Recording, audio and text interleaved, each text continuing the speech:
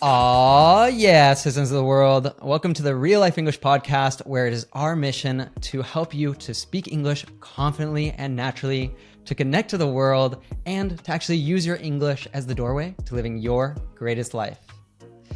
So if you ever feel frustrated because you can understand English, listening or reading, but you can't really speak it, then this episode is for you. So stay until the end so that we can show you how you can go from being a lost, insecure English learner to become a confident, natural English speaker. So it's been a while. We've been super busy here at Real Life English, working hard on the Real Life English app because we really want to make it the best tool that you have available as your guide on your way to English fluency. And we're actually going to be sharing some of the updates that we have about the app and some really exciting new features with you today. But before we get into any of that, I wanted to say hi to the other person in the room, who of course is Justin. What's up, Justin? What's up?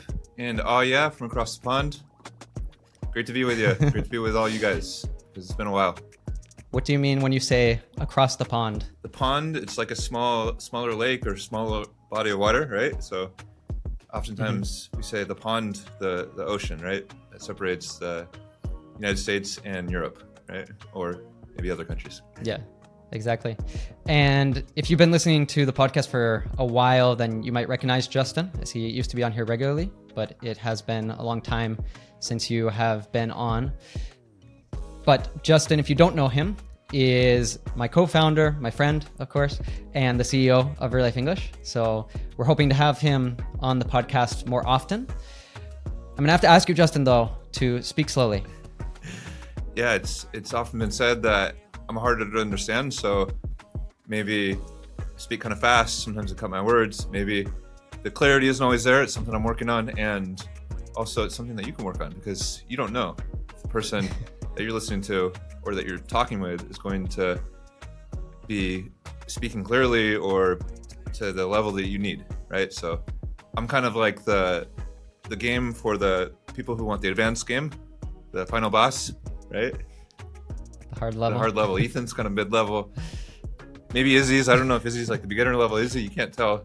He's easy mode. Yeah, not sure if that's true, but And of course, if you do feel lost at any point, either following me or Justin, then we highly recommend that you do watch or listen to this episode on the Real Life English app, because you get an interactive transcript that you can use to follow along with everything that we're saying. And also, if there's any expressions that we use or words that we use that you're not familiar with, you just click on it and you can get an instant definition. So it definitely will level up your learning. And you can slow it down so you can hear me connect my words. Yeah, or speed it up, maybe. So we're going to go back in time a little bit to the roots of Real Life English before we get into the main topic for today. And because it's really related to this whole problem that many English learners have of actually speaking English. It's a problem that we've been trying to work on since the very beginning of Real Life English. But Justin, I came into the project a little bit later. So how did Real Life English actually start? Why don't you fill our audience in? Yeah, well, I'm in Brazil. I live in Brazil, right? And Real Life English was founded in Brazil with Chad and I, maybe like 15 years ago. We were teaching English, and our students had a big problem that I was familiar with as a learner, that you were familiar with, that they were learning, they were studying, but they didn't actually have a place to use their English, right? And this has become a big focus, big philosophy, that big mantra for us. How do we help people not just learn English, but to live it? We can talk more about that. We had a big vision for this as well. And at the beginning, we decided to start simple. We printed out a banner for Real Life English. So came together at a bar, some drinks, and we said, let's speak English. And one thing led to another. These events, they grew. We had lots of people there. And over time, we noticed a problem that, okay, well, you can't just bring people together and say, let's speak English. You need to provide for them a little bit of support and facilitate the activity, because it's actually quite hard for people to speak English. We ended up creating this game called Human Bingo. And let me show you what it is. This is Human Bingo. It's a piece of paper. It's a card that we gave to everybody, and the idea is to help them, incentivize them to step outside their shell, their comfort zone, and to go and speak with other people. Right? So this find someone who had a dream this week that they remember. Find somebody who has been naked in public. Right? This is from one of the events, right? And we handed these out to everybody, and then we said, okay, go for 30 minutes, for an hour, whatever, go and find somebody and ask questions. Go find somebody, and then you write their name. So Ethan, have you been naked in public? I have been. Okay, I'm going to put Ethan here. It's another story. We're going to do a podcast on that. And from there, right, you meet 6 different people in English, and then you submit this, and at the end, we do a raffle. Right? But the point is that this game, it was like pouring gasoline on a fire. You were taking people who came with their friends in groups, and when you come in a group, you're kind of in your little clique, right? What is a clique? A clique is when you have a group of people that you really enjoy, but it's kind of closed, right? So maybe you can even click with other people if you left your clique. Yeah, it's a different use, right? What does that mean? It's like you click. Yeah. It's like when you meet someone and there's like this instant chemistry, like you get along instantly. It's really special when you have that sort of connection with someone. It just clicks. Yeah, and you can use this for other things as well. So like Human Bingo really clicked with our party, right? And so pouring the gasoline on the fire, it just made the party, so everybody came in their groups, and then you mixed it all up. You know, it's just like mixing up, and then everybody's happy and enthusiastic. Maybe it's alcohol too, because people have had a few drinks. It's important too, because I've been to like a lot of different, it's been a while, but I've been to a lot of different events, like language exchanges and speaking parties here. And real differentiator was that we removed all the chairs. So we forced people to be standing, which facilitated, like the reason I didn't find that other events I've been to work so well is you might end up sitting with the same people the entire night. And this kind of created more of a melange, like a mix of different people, because people could flow from one group to another, and it didn't feel awkward. You know, you didn't get stuck maybe just talking to someone who maybe you get along with them, maybe you don't. So it's like by the end of the night, and with the Human Bingo, you would meet all sorts of people. And when I first came, I moved to Belo Horizonte, like Justin and I, we'd been talking online. He invited me to a party, and I'd already been traveling, living in other countries, learning other languages, and so on. And it just like blew my mind. There's in this city, Belo Horizonte, it's not a touristic city. And walking into a bar that was probably 95% Brazilians, and everyone was speaking English. And it's just like the energy was so high. So I just felt, for me, it clicked. I just felt like this instant attraction. I was like, I want to be a part of this. And so I started just like showing up at the parties early and helping out, kind of like annoying Justin and Chad, until they invited me to join the... Ethan didn't want to go home, and he's like, fine, okay, Ethan, you're on the project. Start writing these blog articles. Let's jump on the podcast. Come on. Exactly. So we went from the parties, right? We started a Facebook group. That was a really big thing back in the day. Again, this was maybe 15 years ago. And the blog, and this allowed us to go from just being in Brazil and Belo Horizonte to an international audience. And during that era of the project, we started really thinking about like, what's the impact that we want to have with all this? And like sitting down, Justin, Chad, and I, what we sort of realized the shared purpose that we felt with it, and also just from our own experience traveling and discovering other cultures, meeting people, having just very eye-opening experiences, was that we wanted to create a world beyond borders, which really just means, we talk about this a lot on the podcast, is that no matter what divides us, you know, be that the place that we come from, our race, our gender, our sexual orientation, our politics, that what unites us as being fellow human beings is so much greater. And so we felt that shared purpose of creating a world beyond borders, and decided to develop the RealLife English app as a way to carry out a mission to help create the world's most trusted space for global citizens to not just learn English, but to live it. So we're going to talk more in a bit about that mission and how we are trying to make it a reality for English learners like you. But first, I wanted to come back to what we talked about at the very beginning, that many learners feel like they're stuck in a rut because they get stuck at this intermediate plateau where there's plenty of opportunities maybe to listen to English, to read English, so you feel pretty confident understanding it, but you just don't feel confident speaking it yet because you haven't had enough opportunities to do so, or maybe you haven't had a space where you feel safe to do that. So first of all, what do you mean by rut, Ethan? Stuck in a rut? This is a common expression, right? Common collocation. Yeah, exactly. A rut is like in the road. Sometimes there's a pothole because of weather, or because of like rain and so on. Over time, there can be a hole. And we'll say stuck in a rut, it means like you can't get out of a hole or something like this. So sometimes you're in a period of your life, or you're in a period of learning something where you just feel like no matter what you do, you're not progressing anymore. This happens pretty much for everyone learning a language, that at some point you get stuck in a rut. I think about a rut like on a road, on a dirt road, that you have the wheels, the different kind of grooves, right? That the wheels on both sides have gone, so you're kind of stuck in the same pattern. You can be in a rut. Any habit that you build, you build a rut. This is what a habit is, right? But if you're stuck in it, that's not good, because you can change, right? Exactly. So Justin, how would you say that speaking should fit into learning English? Well, on the RealLife English app, we ask people when they join, how important is speaking to you? And over 80% of people say, like, yeah, speaking is very important. But most people don't do it. And why? It's hard.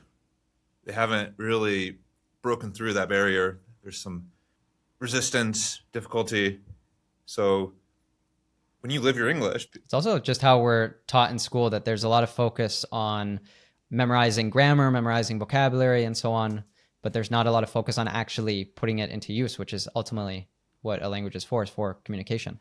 Yeah, it's kind of like one of the things we talk about here at RealLife English oftentimes is like, we're about helping you speak now. Wherever you are, just start speaking. It can be with AI, it can be by yourself, it can be with another person, but you have a good place to do that.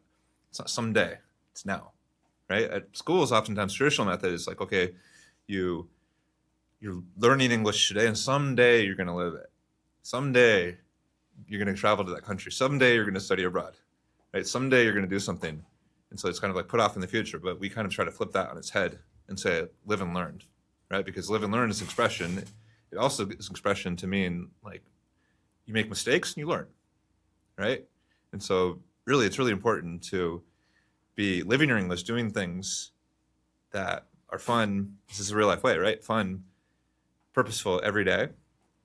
And as you go, you make mistakes, you learn, and then that's where the structure and the grammar and the learning comes in, right? And then it gets easier and easier. But so it's important to listen as a base, and oftentimes watching TV series, listening to this, if you're listening to this and you're understanding the general idea, this is amazing, right? This is the base for everything else, but it should not hold you back from having this moment where you can step outside your comfort zone and speak.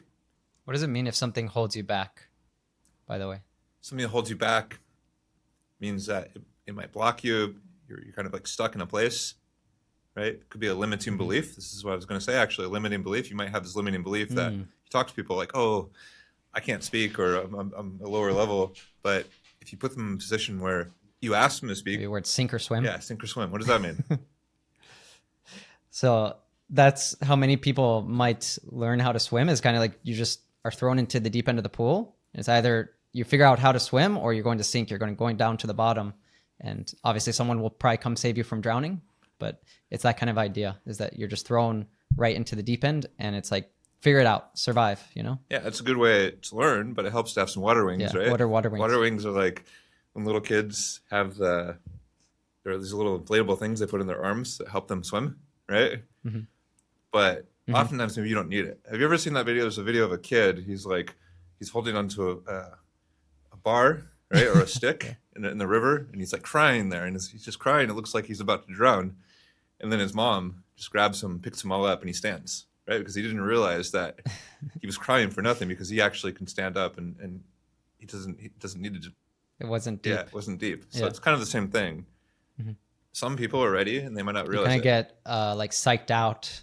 You psych yourself out, even because I think what happens to a lot of us is that we're spending so long studying the language in school that we put the language on a pedestal. We have these really high expectations that because we've been studying for so long, when we speak, we need to feel just as comfortable as we do speaking our native language. But you do need to go through like you said, getting out of your comfort zone and having that period of time where it's really uncomfortable, where you're going to make mistakes, where you feel a bit childish in your communication. All right, so I'm getting a bit psyched up here with all the vocabulary you're using, Ethan. So you said they get psyched out, and then I just said I get psyched up, and then you said something, put something on a pedestal, right? So what does that mean? Yeah, I meant like you psych yourself out is when there's a challenge before you and you just get in your head and you kind of prevent yourself from going for the challenge, for at least trying it, you know? And putting something on a pedestal is you're making something out to be like perfection or, you know, much more important than it is. So we tend to do this with a language that we're putting on a pedestal that we need to, when we have a conversation with someone, we need to speak perfectly. We need to not make mistakes. But mistakes, really, they're your best friend when you're learning a language, because if you make a lot of mistakes and you correct those mistakes, as long as you're correcting them, that's how you're going to get to be, I mean, perfection shouldn't be your goal, but that's how you're going to become fluent. And psych up. And to psych someone up is to like, it's kind of the opposite of psyching someone out or psyching yourself out, is like you're encouraging them. You're saying like, you can do it. You know, this is, you got what it takes. It'll be a piece of cake. Yeah, absolutely. And we're here to psych you up, not psych you out. And not put speaking on a pedestal, because you can do it. So, but coming back to this whole idea of like not just learning English, living it.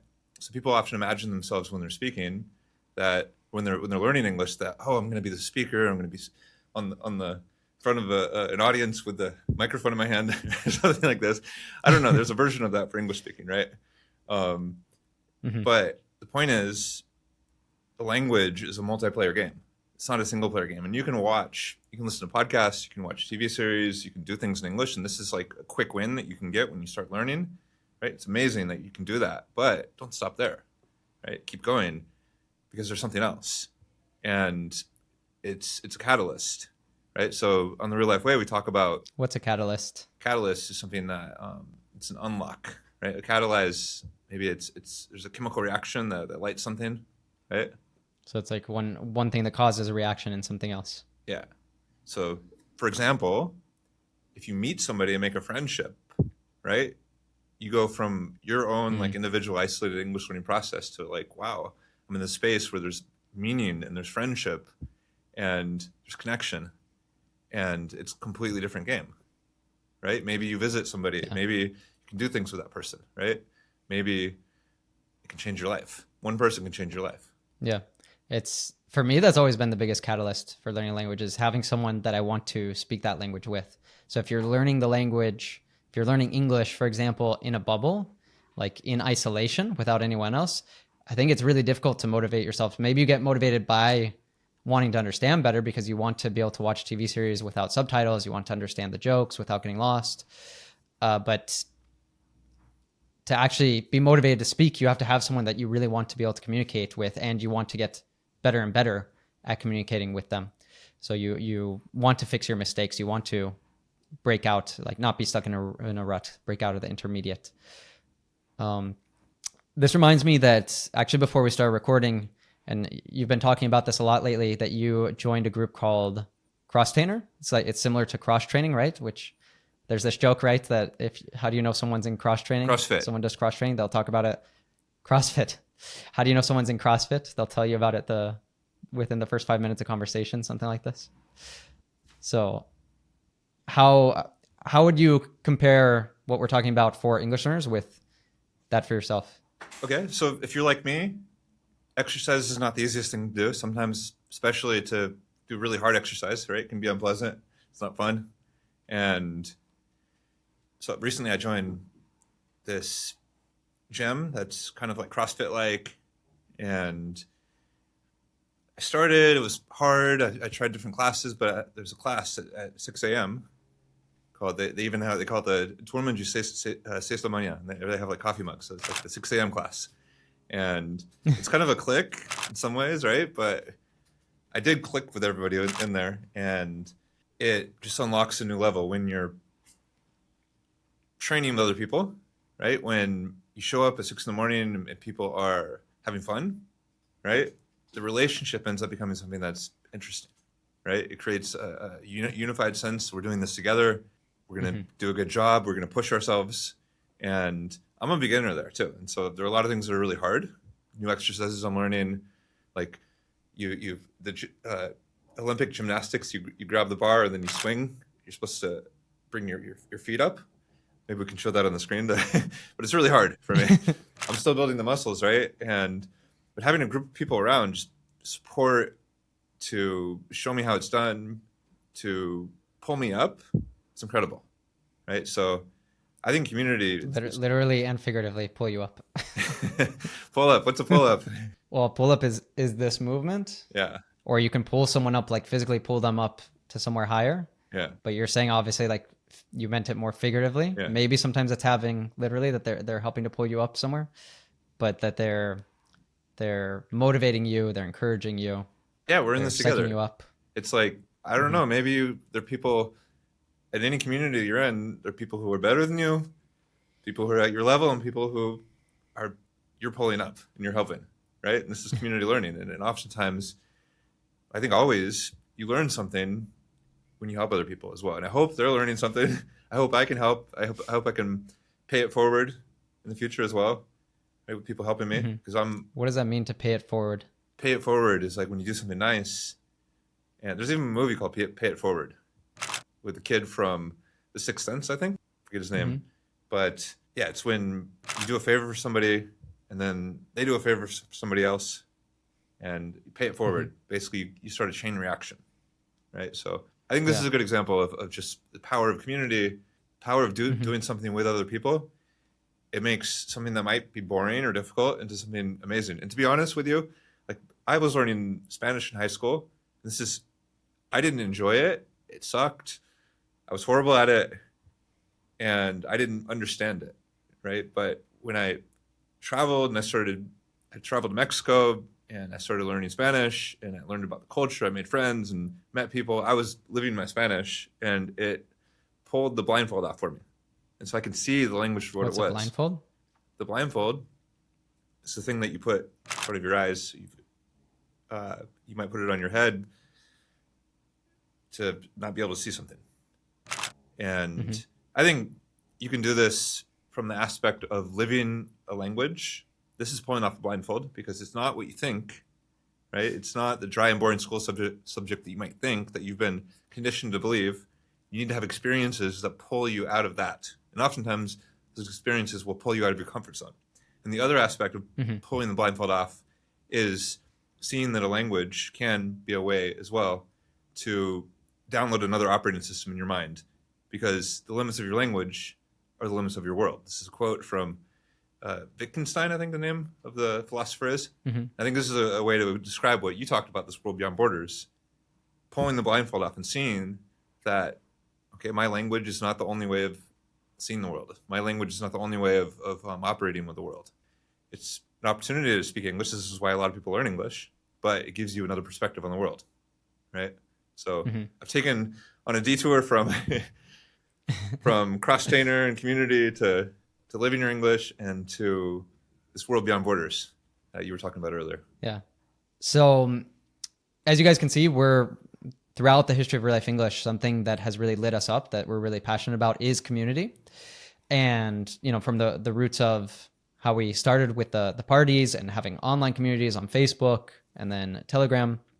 And like Justin was saying, being part of Cross-Trainer, I feel something similar with like rock climbing, and I'm part of another community here for sports, that I feel the same thing, that without that, when I was going to the gym and stuff just by myself, that was very difficult to feel motivated, and being with community, it makes it something that's a joy.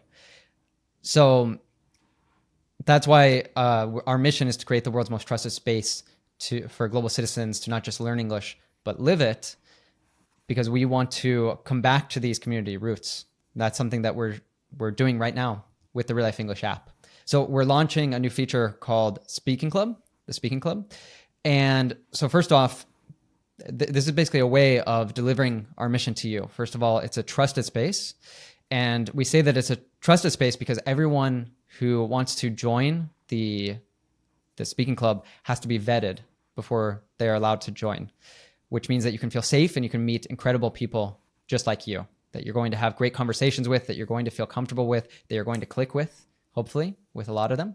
Yeah, to vet basically means it's it's like a filter, right? You're just asking questions, making sure that somebody is up to the standard.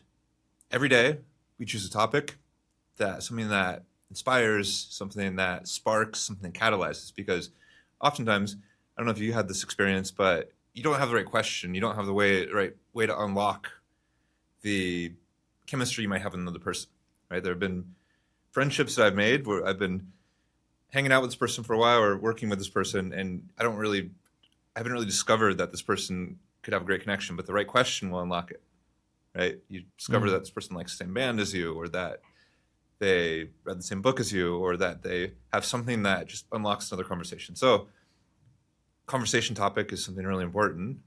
Every day you come on, and one of our coaches is going to explain what the conversation topic is for the day in really quick video, questions, fascinating topic, right? That sparks and unlocks a beautiful conversation.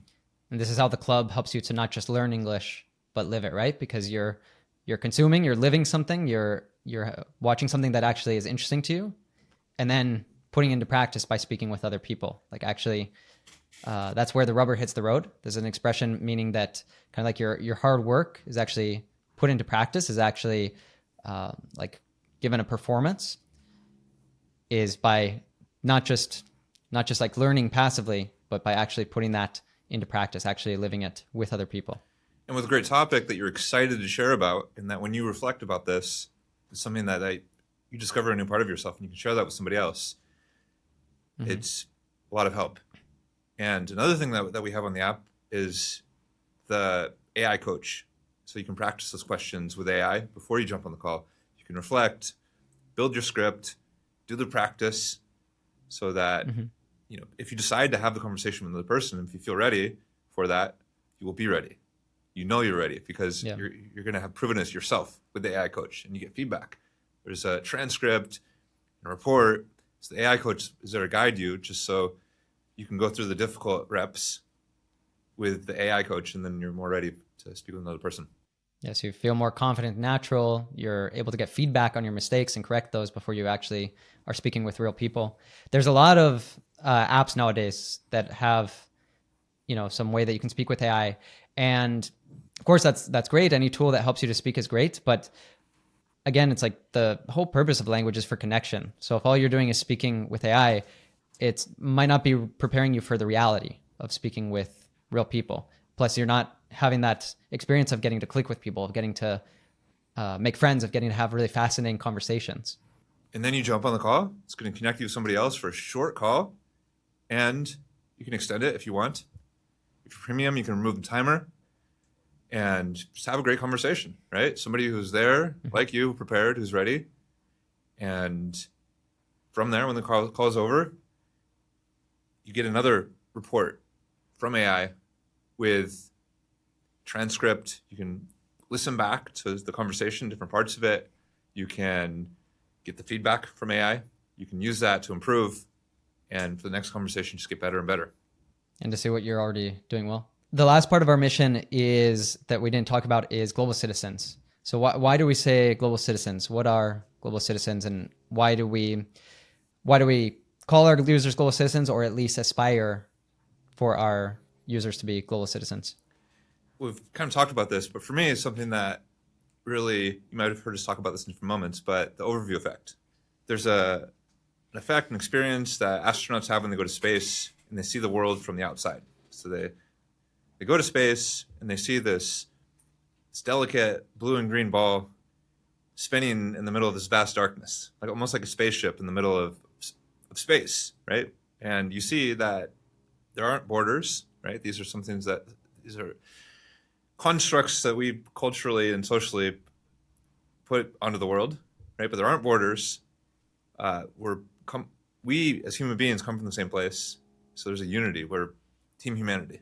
So it's kind of upgrading your perception of yourself. It's not that you stop becoming where you're from, right? You were born in a certain place. You have your family, you have your city, you have different cultures. But the fact, if you can step outside of that and see it from the outside, you see that there's something much more expansive, that people from all around the world share that with you, and learning a language can really help that. So being a global citizen is kind of upgrading your perception, your identity from just being a citizen of where you're from, or citizen, somebody who speaks your language, to somebody who is part of the human family.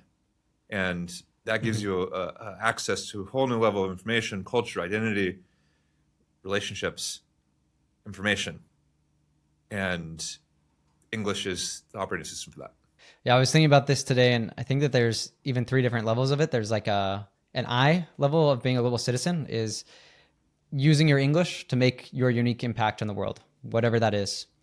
And then there's a U level, which is how you're interfacing with another person. So it's, I think, like diplomatic skills, I would call these, of being able to put yourself in the other person's shoes. Even if you don't agree with them, you're able to listen to them, you're able to understand their perspective, and, you know, without being reactive, without being judgmental or critical. And then there's the we level, which is what Justin was just talking about, with seeing that we're this human family, we need to work together there's a lot of really big problems in the world.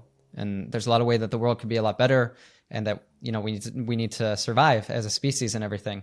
And we need to work together to do that, and not be killing each other, not be going to war as the solution. So there's a different path if we work together and if we see each other as brothers and sisters on this planet.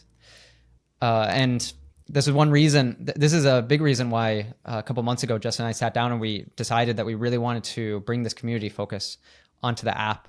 And doing some research for this podcast, I found a well-known analysis in psychology from Pettigrew and Trope from 2006 that it looked at over 500 separate studies, which altogether had 250,000 people, decades of research. And basically it showed that when people from different backgrounds talk to each other, that just by having a conversation, that prejudice goes down and empathy goes up. So they found that, you know, you don't even have to like really be interviewing the other person or like really understanding all the facts about them. It's just like the exposure makes your fear go away. Because I think a lot of times we have anxiety when someone is from another country. And we probably have also we have the stereotypes of people from that country. Like, you know, maybe when Justin moved to Brazil, or I moved to Brazil, we were expecting everyone to like football and dance samba and have a pet monkey. But none of those things, well, some of those things might be true for some people, but not for all of them. I think there's a tendency to like go to cancel Ethan for saying this if he has stereotypes. But I think the thing is, like, we all have stereotypes. It's not something that doesn't go away. We're all ignorant, right? We have ignorance about tons of things. About, you can, you know, take this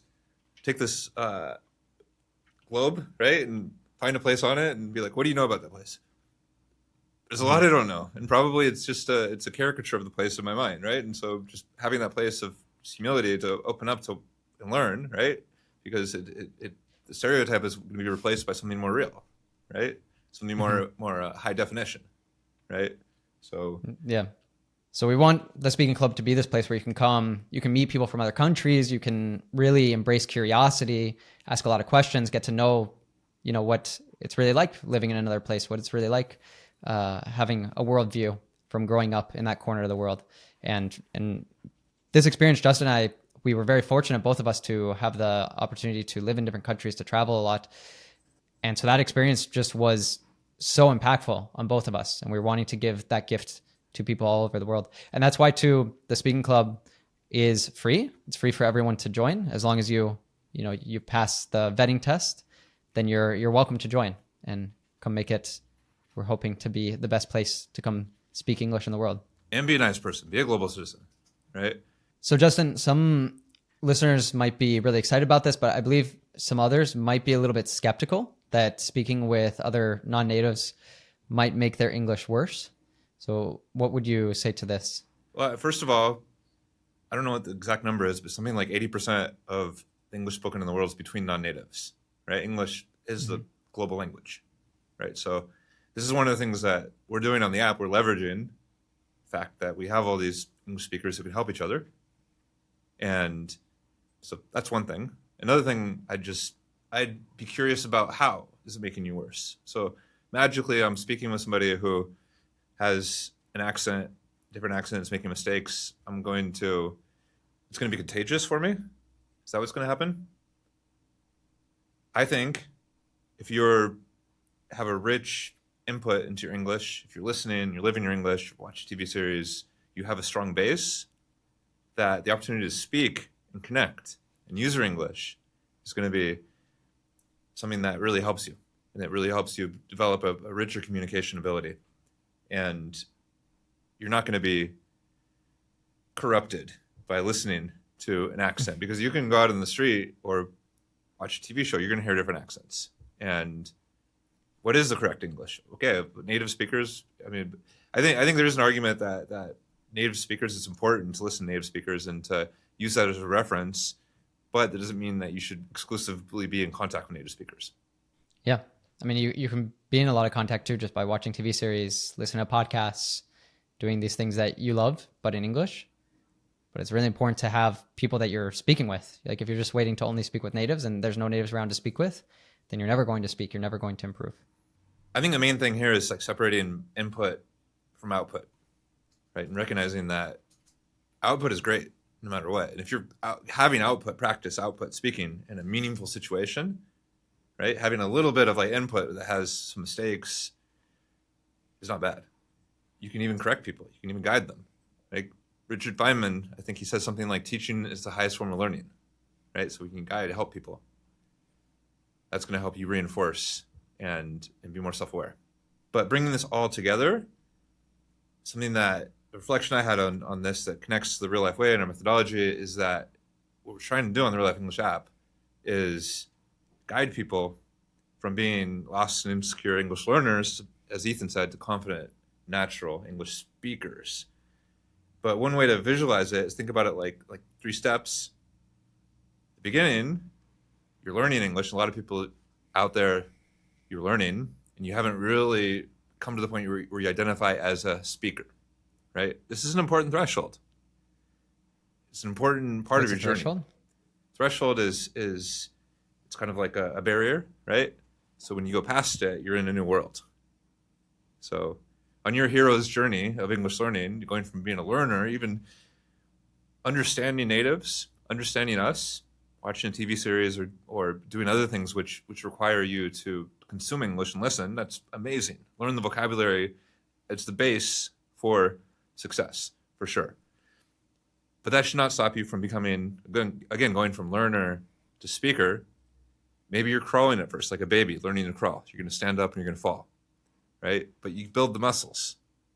And you need to be in a place where you have some cushions and you have people who support you, right? But you're not a baby, you're an adult, and you know how to deal with this.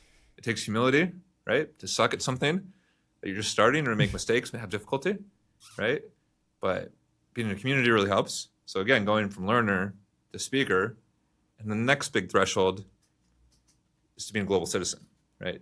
Going to learning and understanding input, to being able to express yourself and have somebody else understand you fluently and create meaning in a conversation. And I think this is a simplification of what it is to be a speaker on the app, because you might have like lower level speakers and higher level speakers, right? And I would bring in leveling at this point, because I think the most important thing, like I think you feel the same way, Ethan, when you connect with somebody and you're speaking with a non-native speaker, people are like profusely apologizing, but it's like, no, it's all good. We can communicate. If there's communication, exactly. If there's connection, this is the raw material of the relationship, right? Even if there's mistakes, you need to be able to connect and communicate. It doesn't matter if you're low level or if you have a perfect, non-native English, or if you're a native speaker, it doesn't even matter, right? Of course, the more that you can communicate, the easier it gets. It's having that cultural fluency. It's having that multidimensional perspective, looking at the world. I think there's even like a term called global competence.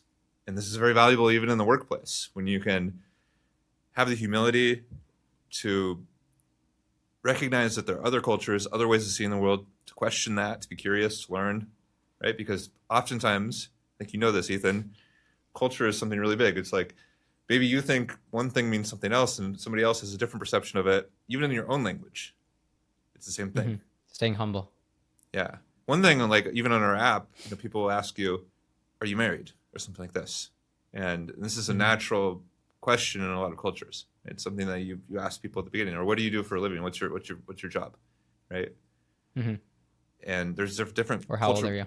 How old are you? Yeah, they're polite questions, but some people might take them in the wrong way, right? And so They're polite questions in some cultures, but in other cultures they're offensive, right? Exactly. Or they're faux pas, like something that you're not supposed to do. Yeah, kind of taboo, right? Amazing. So we want to invite you guys, come join the speaking club. Again, it's free to join. Form a part of this grassroots movement that we're creating. Hopefully you become a global citizen. At the very least, you'll make friends all around the world. And of course, become a bit more confident and natural with your English speaking. So thanks so much for joining us today. It's great to have you in the studio again, Justin. Hope we can do more of this. It's great to be here, and it's great to be with you all. Oh, yeah. And remember that no matter what divides us, that which unites us is far greater. 1, 2, 3. Oh, yeah. Hey, I'm Ethan, your RealLife English fluency coach. And the words that we natives use change from the US, UK, Australia, and South Africa. Each country adds its own unique flavor to the language. In today's lesson, we'll explore some of the most common vocabulary differences between American, British, and Australian English in a fun lesson I recorded a while back with two amazing fluency coaches, Andrea from the UK and Ollie from Australia. We decided to bring it back because these kinds of differences just don't get taught